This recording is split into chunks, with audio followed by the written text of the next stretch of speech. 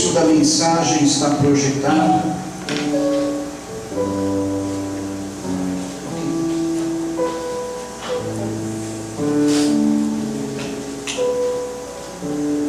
E se encontra em Lucas, capítulo de número 15, os versículos 11 em diante. E Jesus disse: um certo homem tinha 2 filhos. E o mais moço deles disse ao pai: Pai, dá-me a parte dos bens que me pertence. E ele repartiu por eles a fazenda. E poucos dias depois, o filho mais novo, ajuntando tudo, partiu para uma terra longínqua, e ali desperdiçou seus bens, vivendo dissolutamente. E havendo ele gastado tudo, houve naquela terra uma grande fome, e começou a padecer necessidades. E foi, e chegou-se a um dos cidadãos daquela terra, o qual mandou para os seus campos apacentar porcos. E desejava encher o seu estômago com as bolotas que os porcos comiam, e ninguém lhe dava nada. E tornando em si, disse: quantos jornaleiros de meu pai têm abundância de pão, e eu aqui pereço de fome. Levantar-me-ei, irei ter com meu pai, e dir-lhe-ei: Pai, pequei contra o céu e perante ti, já não sou digno de ser chamado teu filho. Faze-me como um dos teus jornaleiros. Levantando-se, foi para o seu pai. E quando ele estava longe, viu seu pai, e se moveu de íntima compaixão, e, correndo, lançou-se ao pescoço e o beijou. E o filho lhe disse: Pai, pequei contra o céu e perante ti, e já não sou digno de ser chamado teu filho. Mas o pai disse aos seus servos: trazei depressa a melhor roupa e vestido, e ponde-lhe um anel na mão e alparcas nos pés, e trazei o bezerro cevado, e matai-o, e comamos e alegramo-nos, porque este meu filho estava morto e reviveu, tinha-se perdido e foi achado. E começaram a alegrar-se. E o seu filho mais velho estava no campo, e quando veio e chegou perto de casa, ouviu a música e as danças.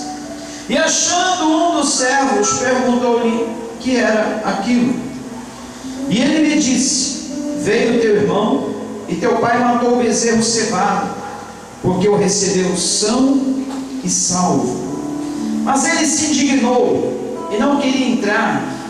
E saindo o pai, estava com ele. Mas respondendo ele, disse ao pai: eis que te sirvo há tantos anos, sem nunca transgredir o teu mandamento, e nunca me deste um cabrito para alegrar-me com os meus amigos.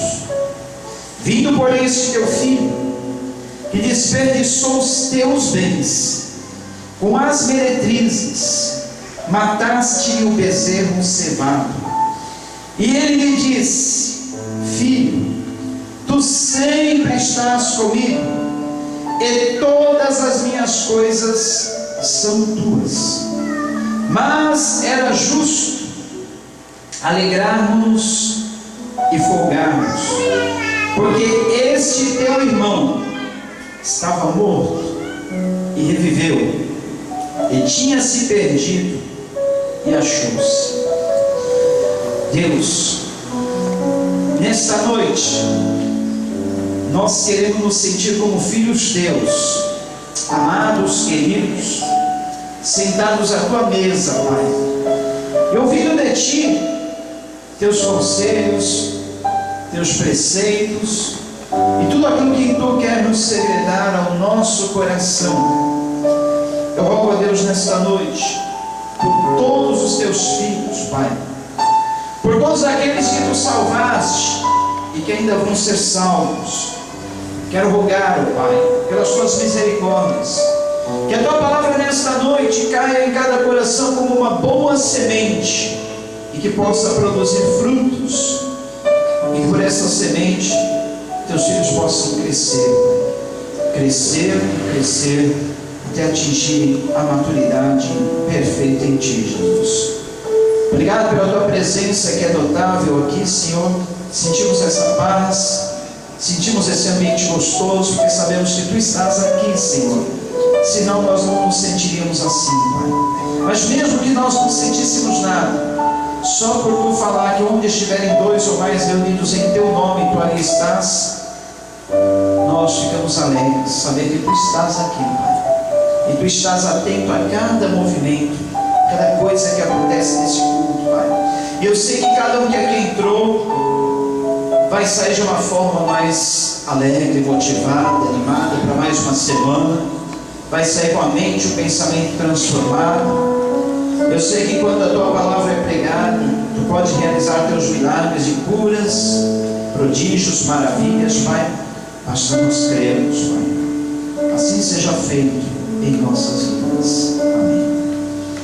Queridos, essa parábola que é conhecida, creio que por todos, que nunca ouviu a parábola do filho pródigo, é uma das histórias mais conhecidas em toda a Bíblia. Foi narrada por Jesus Cristo. E geralmente, quando nós ouvimos uma pregação sobre essa parábola, é sempre enfatizado o filho mais novo e a sua atitude, sair de casa, pedir a sua parte na herança e viver de uma forma a gastar tudo aquilo que ele havia recebido do pai. Geralmente é isso que nós fazemos, ouvimos em pregações quando o filho pródigo. Mas o que eu quero enfatizar nessa noite não é propriamente o filho mais novo, mas sim o filho mais velho. A atitude do filho mais velho. O filho mais novo, todo mundo conhece a história. Saiu de casa porque ele queria curtir a vida. Ele sabia que ele tinha uma parte na herança. Ele pediu a sua parte na herança antecipadamente, antes do pai morrer, que já foi um erro, e saiu para curtir a vida. Só que em determinado momento, enquanto ele tinha dinheiro no bolso, tinha amigos, mas a partir do momento que o dinheiro faltou, faltaram também os amigos.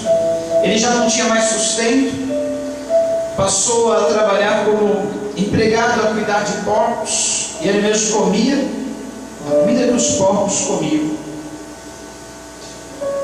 E ele, naquela situação, de repente, ele lembra-se de tudo aquilo que ele tinha na casa do pai. Ele fala: olha, eu preciso me levantar e ir ter com ele, porque o menor dos empregados do meu pai tem muito mais do que eu que estou padecendo fome. E assim ele vai, reencontra-se com seu pai, que o recebe de braço aberto, mata o bezerro cevado, o melhor bezerro que tinha, coloca ali calçados novos no pé, vestimentas, faz aquela festa, aquele banquete, e todos estavam alegres. Mas tem sempre o mais, entretanto, porém, todavia, contudo. No meio da festa, alguém não estava alegre, e era exatamente o filho mais velho. E o filho mais velho ficou enciumado. Pai, eu te sirvo há tantos anos, não tenho sequer, o senhor nunca matou para mim um cabrito, um cabritinho do teu rebanho, pai. E vem esse teu filho. Olha, o primeiro erro do irmão mais velho, nem reconheceu o irmão como irmão. Olha, vem esse teu filho. Dá para se ver que ele não tinha amor no coração. Se refere ao seu irmão como um filho do pai. Vem esse teu filho, que gastou todos os seus bens com as prostitutas, e o senhor mata um bezerro cevado, o melhor bezerro que tinha, dá esse banquete, coloca anel no seu dedo, roupas roupas, vestimentas, calçados novos. E aí? Tu nunca me deu um cabritinho sequer. Olha, o pai, sabiamente, olhando para aquele filho mais velho, disse: filho, tudo isso que eu tenho é teu. É teu, filho. Tudo isso que eu tenho é teu. Será que não era justo alegrarmos por este filho que estava perdido e foi achado, que estava morto e reviveu? Não era justo fazermos festa, dançarmos ao som das músicas, vesti-lo com roupas, calçados novos, anel, sinal de autoridade nos dedos? Não era justo, filho? Filho, tudo isso que eu tenho é teu. Se tu nunca me pediu um cabrito sequer, é porque você não quis, mas tudo isso é teu. Lição para nós, queridos. Todos nós aqui, que um dia recebemos a Jesus em nosso coração, João 12 diz: mas a todos quantos o receberam a Jesus, Deus lhes deu o poder de serem feitos filhos de Deus, a saber, os que creem no seu nome. Todos nós que um dia recebemos Jesus, somos o quê? Filhos de Deus. O Pai, Deus, representado nessa parábola pelo pai dos dois filhos, é o nosso Pai. Tudo o que Ele tem, Ele está dizendo que é nosso. É nosso. Jesus, na cruz, quando Ele morreu, venceu a morte, ressuscitou, Ele conquistou todas as coisas para nós. Ele nos conquistou a salvação, o perdão dos nossos pecados, nos deu a paz que nós nunca antes havíamos sentido, nos tornou seus filhos, nos justificou, tornou-nos justos e nos deu o privilégio de termos a vida eterna. A partir do momento que recebemos Jesus, cremos na sua morte e ressurreição, em tudo que Ele fez por nós na cruz, nós já não morremos. A partir de então, nós começamos a viver eternamente. Haverá um momento que vamos deixar essa vida, mas continuaremos a viver em outra dimensão eternamente. Então, se nós parássemos um pouco para pensar em tudo que Jesus conquistou na cruz para nós, nós ficávamos assim: perdão dos nossos pecados, que ninguém poderia fazer por nós, salvar-nos das nossas culpas, livrar-nos das nossas culpas, ninguém poderia fazer por nós, conceder paz no nosso coração, ninguém poderia fazer, nada poderia fazer, tornar-nos justos com tanto pecado e falhas que cometemos e ainda cometemos, dar-nos vida eterna, se a morte, o pior de todos os inimigos, dela nenhum homem escapa. E aí? Olha os privilégios que Jesus nos concedeu. E tem mais, muito mais. A palavra de Deus diz, na carta escrita aos Efésios, capítulo 1: bendito seja o Deus e Pai de nosso Senhor Jesus Cristo. Em outras palavras, finalizando, ele diz que nos abençoou com toda sorte de bênçãos em Cristo Jesus, nos lugares celestiais. Deus nos abençoou com o quê? Toda sorte de bênçãos nos lugares celestiais. E nós já estamos nos lugares celestiais. Apesar de estarmos vivendo nesse mundo, não somos desse mundo, estamos em outro reino. Nesse reino nós estamos vivendo em regiões celestiais. E toda sorte de bênçãos, toda sorte de bênçãos, toda sorte de bênçãos Ele conquistou para nós.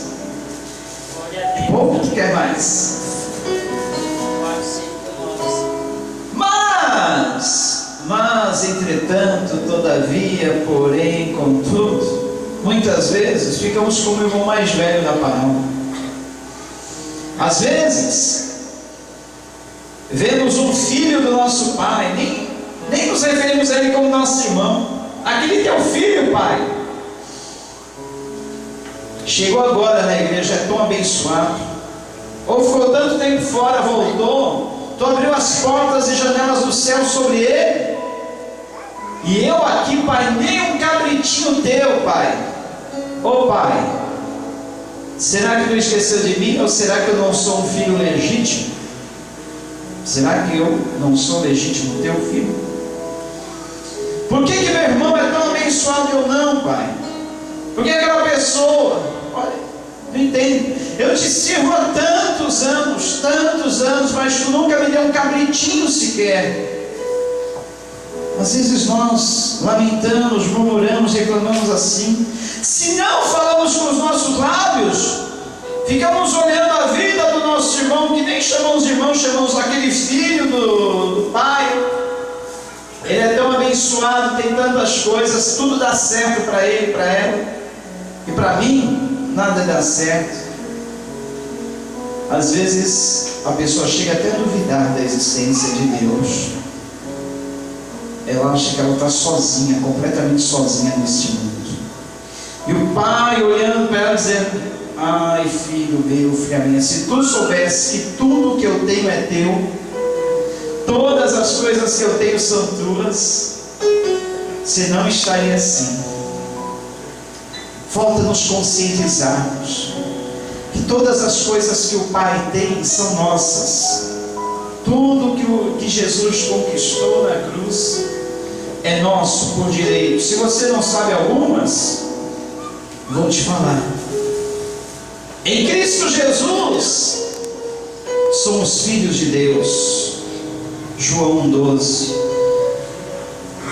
Somos amigos de Deus. Está escrito em João 15,15. Amigos de Deus. Sabe o que Jesus fala com relação aos seus amigos? Olha, tudo o que eu tenciono fazer, eu falo aos meus amigos. E tem mais: se vocês estiverem em mim, eu estiverei em vós, comunhão, pedireis tudo o que quiserdes, em meu nome vos será feito.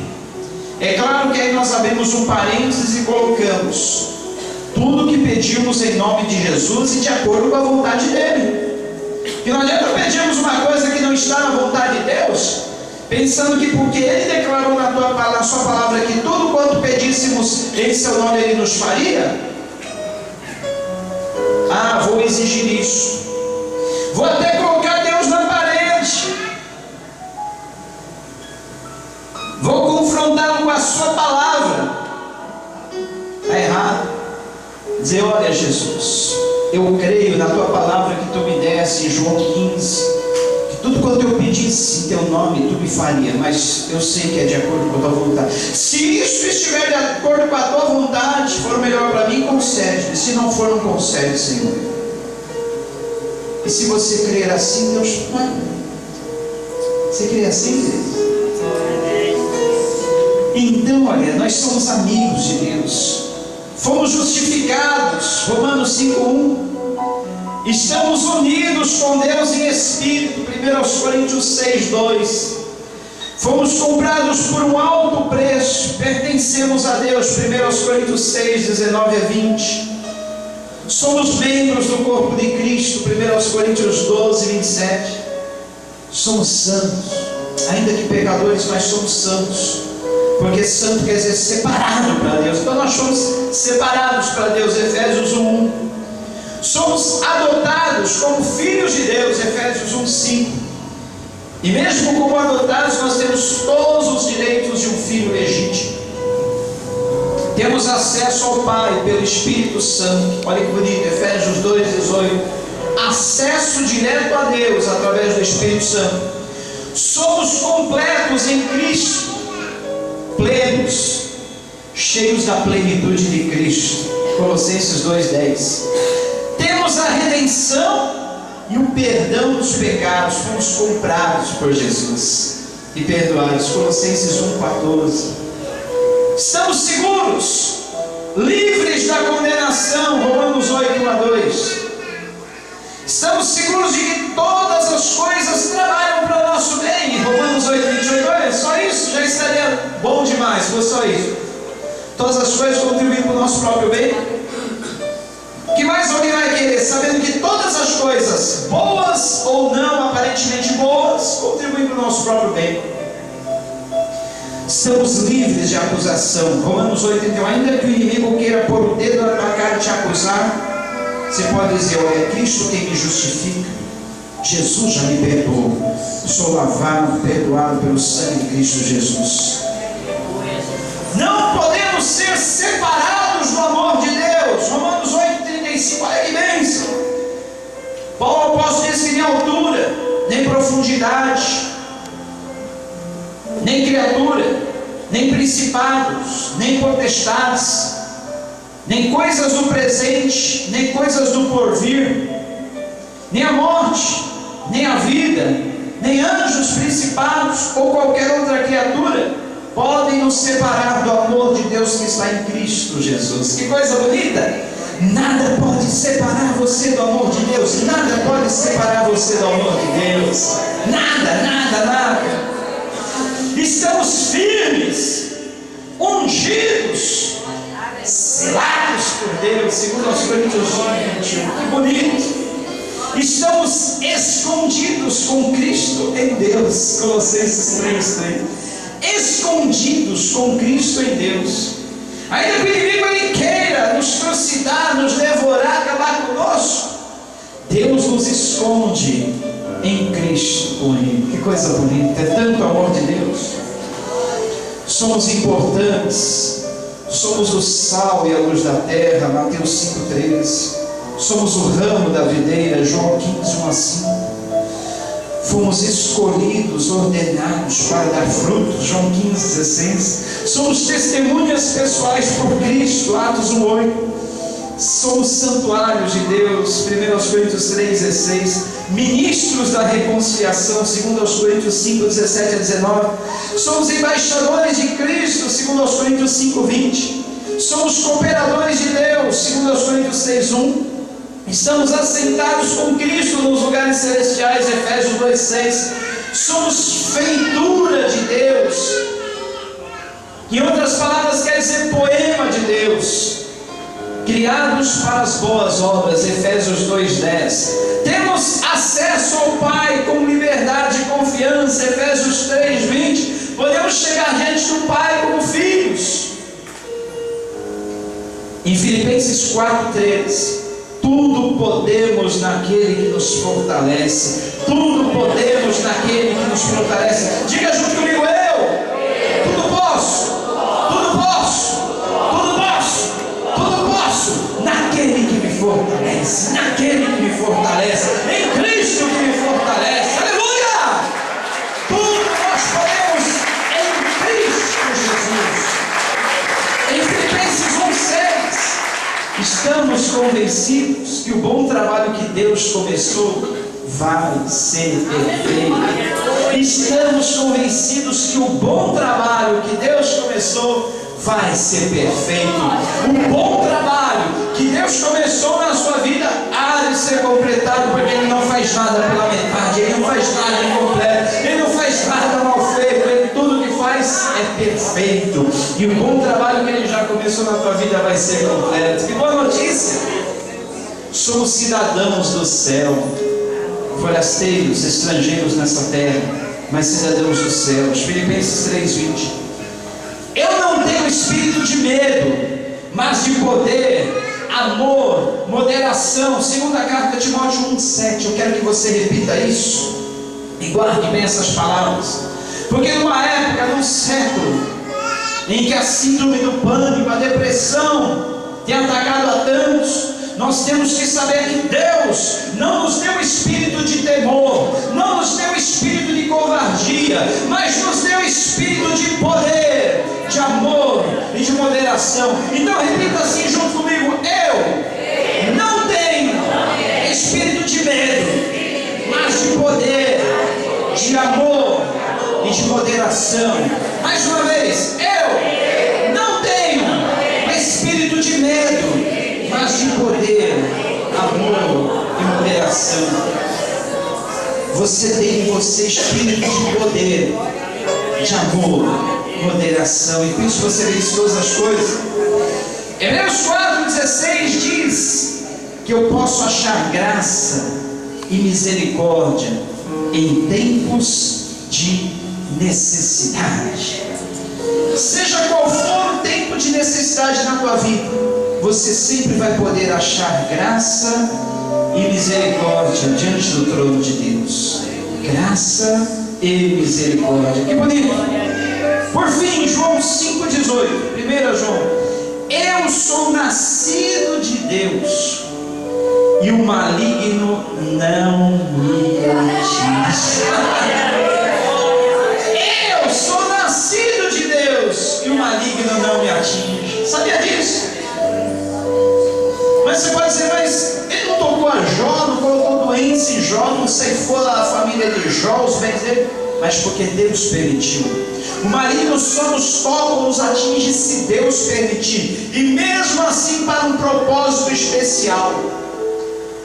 E Deus vai fazer com que isso contribua para o nosso próprio bem, como fez na vida de Jó. Deu-lhe tudo em dobro depois que permitiu que o maligno lhe tirasse aquilo que tinha. Deu em dobro. E sempre que ele permitir que o maligno venha tocar em algo nosso, é para o nosso próprio benefício. Ele vai nos dar em dobro. Se o inimigo pudesse, ele não só te tocava, não só te atingia, mas ele te destruía. Mas ele não pode. Entre ele e você tem a proteção do sangue do Cordeiro, tem o escudo de Deus. Ele tenta de todos os jeitos e não consegue. Então diga junto comigo: eu sou nascido de Deus, e o maligno não me toca, não me atinge. Você tem essa certeza?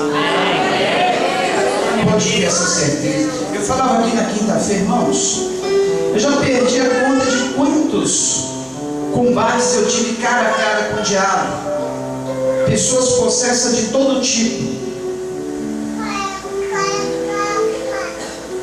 Mas nunca o diabo conseguiu tocar um dedo em mim. Nunca. Nunca. Nunca, gente. Sabe por quê? Essa palavra é verdadeira. Quando está escrito na palavra aqui, quando somos nascidos de Deus, o maligno não nos atinge, é verdade, pode crer. Ele não nos atinge, não nos toca.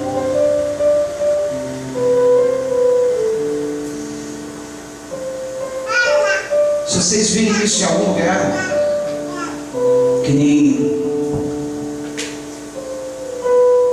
há uns dias atrás ou semanas atrás, uma pastora lá no Rio de Janeiro estava fazendo a caminhada dela na beira da praia. Ficaram sabendo disso, né? Copacabana. E alguém atingiu na cabeça, e ela foi para no UTI do hospital, no estado de coma. Mas a pessoa que fez isso tinha desvios mentais. Era pessoa doente da cabeça. Porque se fosse mesmo uma pessoa possessa, não teria condições de atingir a serva de Deus. Mas ela estava doida, louca, essa pessoa que fez isso. Então, como Jesus falou que no mundo teríamos aflições, estamos sujeitos a todas as coisas que acontecem no mundo. De repente, alguém que não esteja na sua sã condição mental pode até nos atingir, mas se for um maligno, se for possessão, não, porque o maligno sabe que aquele que está conosco é mais forte do que todos os demônios juntos, do que todas as legiões de demônios juntas. Você, com o Espírito de Deus na sua vida, se torna mais forte do que todas as legiões de demônios juntas. Guarde bem isso. Você é mais forte, porque você é nascido de Deus e o maligno não lhe toca.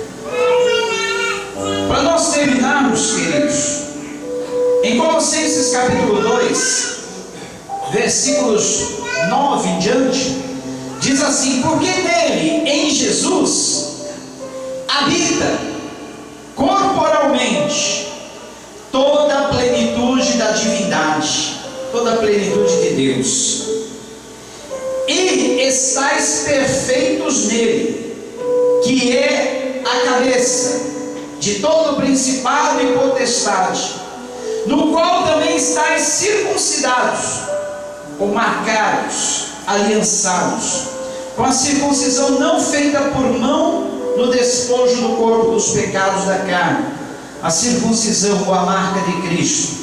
Você tem a marca de Cristo, a marca da promessa. Sepultados com Ele no batismo, nele também ressuscitastes pela fé, no poder de Deus, que o ressuscitou dentre os mortos. Então o mesmo Espírito de poder que ressuscitou Jesus dentre os mortos está na minha vida, está na tua vida, está na nossa vida. E aí diz mais: e quando vós estáveis mortos nos pecados e na incircuncisão da vossa carne, ou seja, quando nós não tínhamos essa aliança com Deus, Ele nos vivificou juntamente com Ele, perdoando-vos todas as ofensas, e havendo riscado a cédula que era contra nós nas suas ordenanças, a qual de alguma maneira nos era contrária, e atirou no meio de nós, cravando-a na cruz, despojando os principados e potestades, os expôs publicamente, deles triunfou em si mesmo. Queridos, esse texto fala da vitória de Cristo na cruz. Nós tínhamos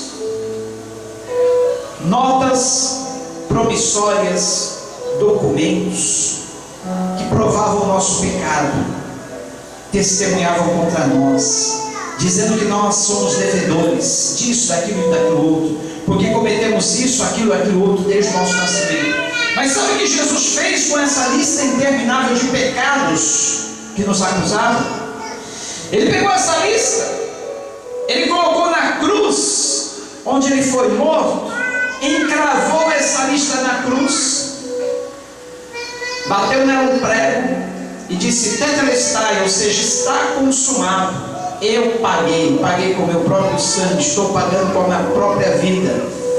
Aquilo que ninguém poderia fazer para essa pessoa, pagar as suas dívidas, pagar pelos seus pecados, perdoar, livrá-la da condenação, eu estou fazendo através do meu sangue, porque teria que ser o sangue de um justo para morrer no lugar dos pecadores. Está consumado, concluído, decretado, finalizado. Essa pessoa nada deve, está com o nome limpo, não deve nada, nada consta na sua ficha. É isso que Jesus fez por nós.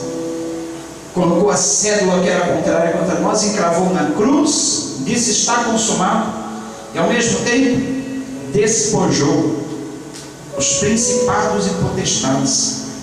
Despojou do quê? Do trunfo que eles tinham contra nós. Nós éramos pecadores, devedores, estávamos na mão do diabo, sujeitos a sermos alvos dele, sujeitos à condenação.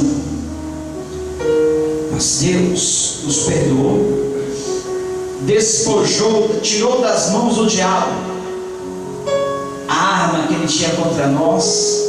Hoje ele não pode nos acusar, não pode nos tocar, e Jesus triunfou deles na cruz. Amém. Dizendo: eu venci a morte, eu venci a morte que era contra todo homem, a morte que qualquer homem não podia contra ela. Eu venci a morte, eu venci a morte, eu ressuscitei, no mesmo poder eu concedo a todo aquele que crer em mim, a todo aquele que receber também o meu poder. Portanto, ninguém vos julgue pelo comer, pelo beber, por causa dos dias de festa, ou da lua nova, ou dos sábados, são somente sombras das coisas futuras, mas o corpo é de Cristo. Ultimamente, eu tenho debatido muito com os judeus, e eles querem fazer minha cabeça de todo jeito, mas eu falo: olha, eu prefiro um dia morrer do que renunciar minha fé em Cristo Jesus, do que um dia dizer que esse Jesus que me salvou, ele não é o Messias, porque não existe outro Messias para mim. Jesus é o Messias, Yeshua HaMashiach, ele é o meu Salvador, o meu Messias. Eu não estou esperando outro, ele já veio. E esses dias, conversando com uma judia, falei para ela: olha, o que acontece com vocês? Será que é um pano, um véu, algo que cai no coração de vocês que não permite ver da Escritura cerca de 3.000 promessas ou profecias referentes ao Messias e que se cumpriram em Jesus? Ou então, como é que vocês acham que nos dias de hoje, pleno século 21, alguém poderia vir a esse mundo e morrer nas mesmas circunstâncias que morreu Jesus? Será que algum país ainda é praticado a pena de morte de cruz para algum criminoso? Será que algum criminoso ainda pode ser executado da mesma forma que Jesus foi executado? Então será que vocês não veem que é impossível essas profecias se cumprirem em alguém nos dias de hoje? Que só podiam ter se cumpridas naqueles dias em Jesus e não poderiam ser cumpridas hoje? E eles ficam sem resposta. Eles ficam sem resposta. E aí preferem continuar nos acusando pelo que comemos, se comemos carne de porco, se não comemos. Nos acusam de não guardar os dias corretamente, se guardamos o sábado, ou se guardamos o domingo, ou se guardamos a segunda. Paulo está dizendo: ninguém vos julgue pelo que você come ou pelo que você bebe, ou por causa dos dias de festa, de lua nova ou dos sábados. Tudo isso, Paulo está dizendo, são somente sombras, figuras de coisas que nos aguardam no futuro. Por exemplo, sábado quer dizer descanso. O sábado que nós descansamos aqui na terra, que pode ser qualquer dia da semana, pode ser a segunda, pode ser a terça, quarta, quinta, sexta, domingo. Eu sempre gostei de instituir um dia de descanso, faz bem para nós. E um tempo atrás que eu não estava obedecendo isso, estava prejudicando a minha saúde, a comunhão com a família. E um dia Deus falou no meu coração: filho, isso é porque você não tem obedecido um descanso semanal. Você pare um dia para descansar, nem que não seja para não fazer nada, ou se preocupar com nada. Hoje, às segundas-feiras, você passa aqui, a loja está fechada, é por isso. É o nosso sábado. O sábado é a segunda para nós. Então, queridos, o descanso é bom para o nosso corpo, é bom para a nossa alma, mas ninguém te julgue se você pratica o seu sábado na sexta, no domingo, na segunda, em qualquer outro dia, porque tudo isso são figuras, símbolos daquilo que nos aguarda. Então no futuro nos aguarda um descanso eterno, e para nós entendermos um pouquinho o que é descanso, temos instituído um descanso aqui na terra, um dia de descanso, só para nós termos uma leve ideia do que será o nosso descanso eterno, ou seja, vivemos a eternidade toda descansados, sem peso das preocupações do trabalho, que quer muitas vezes nos sufocar aqui nessa terra. Você não sente assim, às vezes sufocado pelas pressões da vida, pressões do trabalho, exigências do dia a dia? Aí chega aquele dia de descanso na semana, você fala: que bom, que gostoso, se todo dia fosse assim, descanso, relax, uma nice, que joia, bom, né?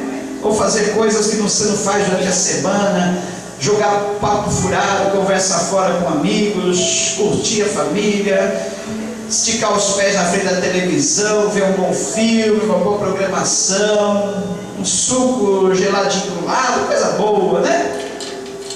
Esse dia de descanso é só para você ter uma ideia do que vai ser na eternidade, que vai ser muito mais do que isso, muito mais do que isso, porque aqui mesmo no dia de descanso a gente ainda tem preocupações no coração, quando a gente volta a lembrar dos problemas, daquilo que nos aguarda nos outros dias da semana. Mas no céu nada disso, só relax, só uma nice, uma boa, para sempre, eternamente. Então por isso que Paulo está dizendo que as coisas, festas, dias ou outras coisas instituídas aqui na terra são só sombras, figuras das coisas futuras, das coisas que nos aguardam. Amém, queridos? E aí? Você está consciente do que você é em Cristo? Do que você tem em Cristo?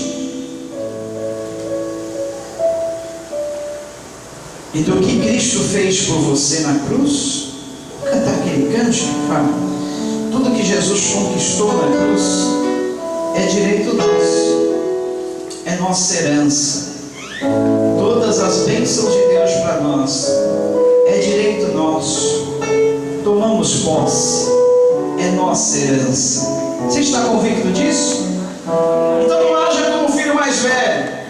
Não fique com ciúme do filho mais novo, ou daquele que aparentemente é mais abençoado que você. Não é?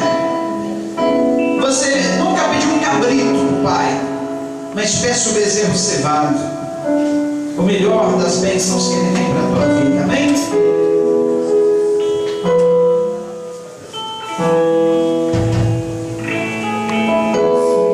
Tudo que Jesus conquistou na cruz é direito nosso, é nossa herança.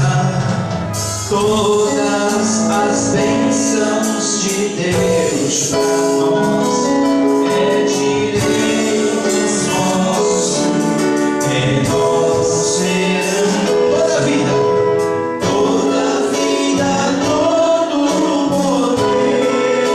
tudo que Ele tem para nos dar, tudo que Deus tem para dar. Abrimos nossas vidas, abrimos nossas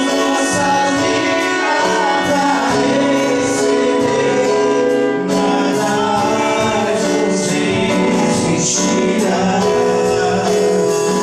Nada mais nos resistirá. Maior é o que está em nós do que o que está no mundo. Maior é o que está em nós do que o que está no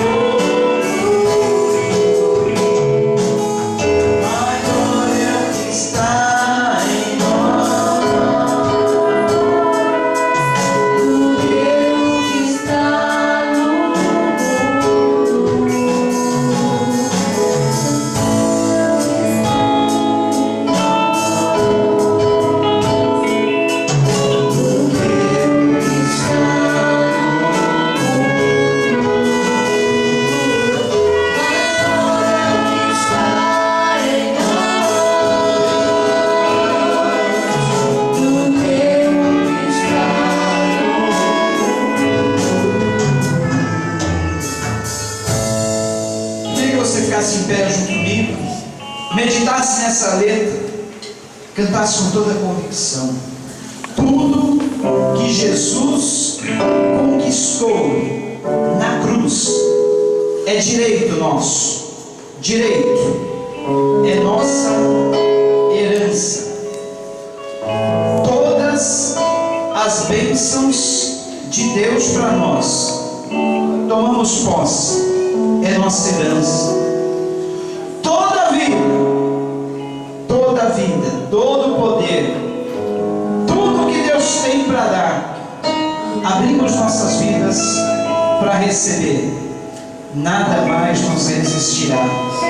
Maior é o que está em nós do que o que está no mundo. Cante com toda a convicção.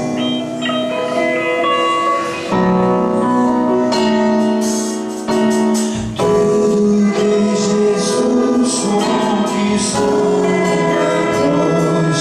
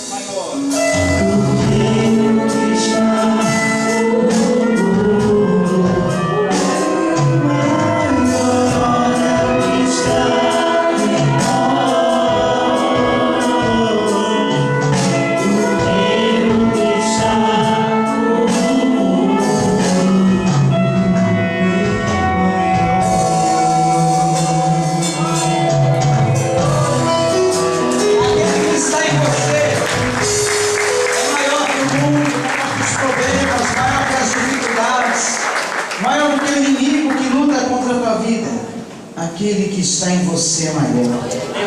E se aquele que está em você é maior, você pode dizer que você é mais do que vencedor. Você é campeão triunfante, vitorioso sobre todas as coisas e sobre toda e qualquer situação na sua vida. Você crê nisso? Aplauda Jesus por isso. Ele é o nosso campeão. Glória a Deus. Glória a Deus. Podem sentar-se por uns minutos, queridos. Nós já estamos encerrando. Quero agradecer.